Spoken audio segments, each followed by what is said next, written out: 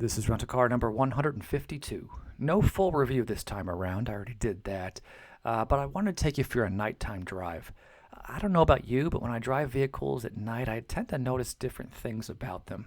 Usually I do the night drive on my own as part of my review just to sort of get a feel for the car, but this time I thought I'd take you with me. Before we jump in and do that though, I just want to give you a real quick tour of the vehicle so you know what we're driving. This is the 2020 Ford Ranger Lariat 4x4 SuperCrew.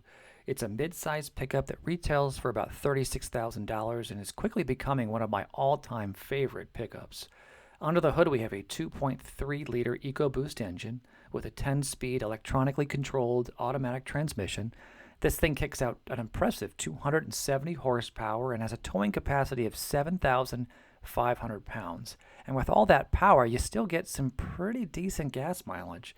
20 miles per gallon in the city, 24 on the highway. That fuel cap is located on the driver's side. That's my preference.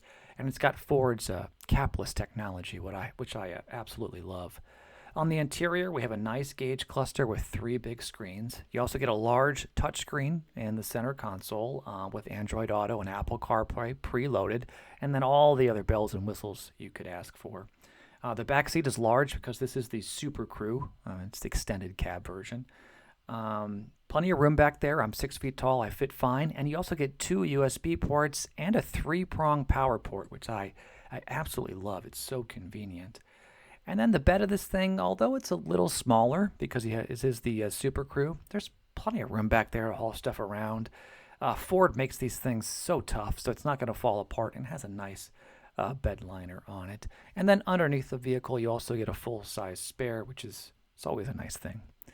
All right, so I just want to give you a quick taste of the vehicle. If you want more details, I do have a full review, and I'll link it in the description. And if you have them, throw on some headphones because I did film this one with 3D sound, so you can get kind of a cooler feel for the drive as we do it together. And I'm going to look at 3 quick things, right? Handling at slow and high speeds. Acceleration, and I'm going to get it up to 90 on the highway. It handles great. And then we'll look at cabin noise together just to get a feel for it. So at low speeds, it's fairly responsive, although compared to a sedan, it does take maybe a half a second before you actually start to move.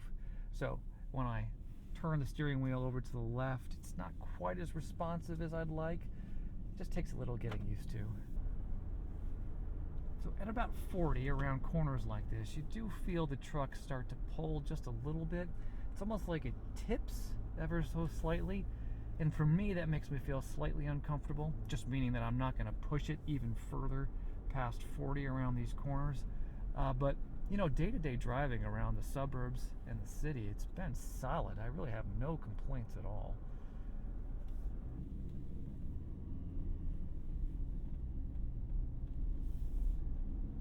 Acceleration is actually pretty strong.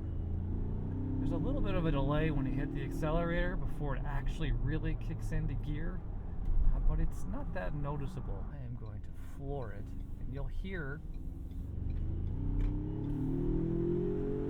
oh, that's a nice growl.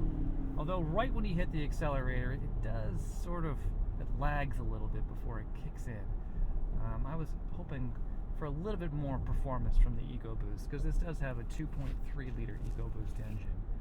Let's check out acceleration at a higher speed. Let's see if we can get around these semis. Oh, piece of cake. I mean, we got up to 85, 90 miles an hour.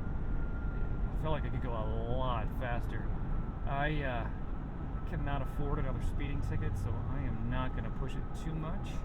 It's the early evening, so I'm sure there's a couple of officers out here patrolling. But at 70 miles an hour, once I hit that accelerator, I got an instant burst of speed. And that is not true of every pickup out there. At this speed, a lot of those are going to struggle a little bit. So let's just try one more time. I think we're safe right now. I got around that large truck. Look at that. Instantly we're going faster. That is wonderful.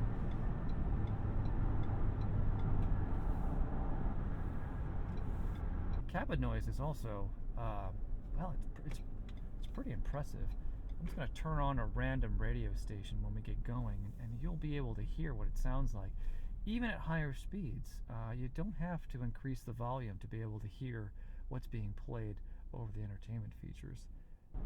So as you can hear, there's a little bit of wind going through the cabin, but it's not horrible, and we're going at 50 right now. Let me turn on the radio just to give you a kind of a feel for it.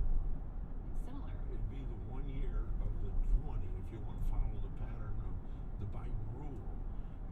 And so you can make out the words being spoken over the radio. I didn't have to turn up the volume at all. Now let's give it a real test. Let's get out on the interstate and get some serious speed going and hear what the vehicle sounds like at higher speeds.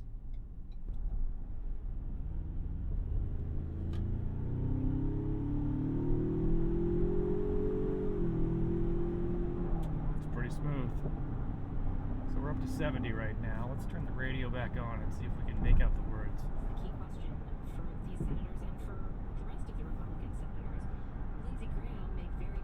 Yeah, that's not bad at all. You know, I'm not much of a pickup guy. I do enjoy renting them, but I don't drive them that often. So my expectations of pickup trucks is that they're going to handle significantly worse than the typical sedan or hatchback or SUV that I drive. But that's not true with the Wrangler. It really does handles really well. So tough to show you everything during the night when it's dark out. I do have a full review in the day if you're interested in seeing a little bit more of the features. Otherwise, that's it for now. Thanks for taking a nighttime drive with me, and I hope you join me again when I'm back renting another rental car. I'll see you then.